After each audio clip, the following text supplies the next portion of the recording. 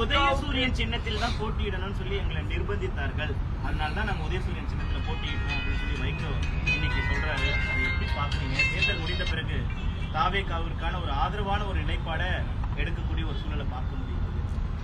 தாவேகா பக்கம் போவதற்கு எல்லா நடவடிக்கைகளும் பெட்டி படிக்கையெல்லாம் கட்டி தயாராக இருப்பதாகத்தான் அவருடைய பதிலிலிருந்து நம்மால் புரிந்து கொள்ள முடிகிறது. அதில் ஒன்று, தலைவர் வைகோ அவர்கள்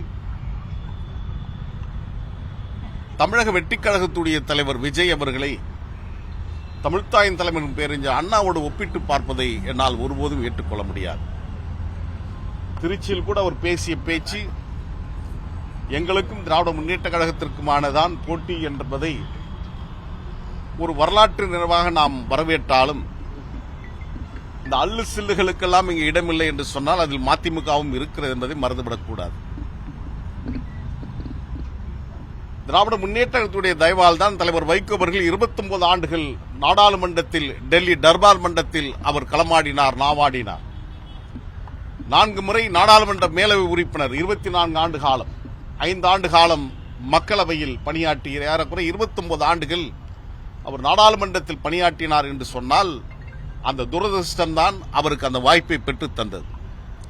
அவருடைய மகன் இன்றைக்கு திருச்சியில் நாடாளுமன்ற உறுப்பினராக இருந்து இன்றைக்கு பணியாற்றிக் கொண்டிருக்கிறார் என்று சொன்னால் அதற்கும் திராவிட முன்னேற்ற கழகம்தான் காரணம் என்பதை அவர்கள் மறந்துவிடக்கூடாது. சின்ன குழந்தையை போன்று தலைவர் வைகோ பேசுவது என்பதை ஏற்றுக்கொள்ள முடியாது. விடுதலை சிறுத்தைகள் கட்சி அவர்கள் சின்னத்தில் தான் போட்டியிடுவோம், எங்களுக்கு இத்தனை தொகுதிகள் கொடுத்தால்தான் நிற்போம் என்று சொன்னார். விடுதலை அதே போன்று பொதுவுடைமை இயக்கங்களும் அந்த நிலைப்பாட்டில் தான் இருந்தார்கள்.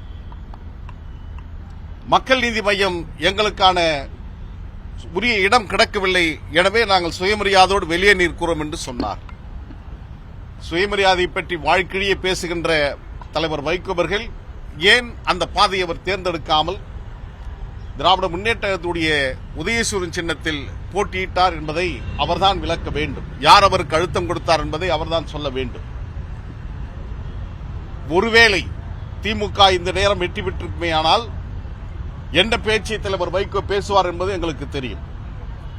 கடந்த 5 ஆண்டு கால திராவிட மாடல் பொற்கால ஆட்சியில் பல வாய்ப்புகளை பெற்று அவர்கள் பயனடைந்தார்கள் என்பதை எவரும் மறுக்க முடியாத ஒரு அருகில் இருந்து நாங்கள் பார்த்தவர்கள்.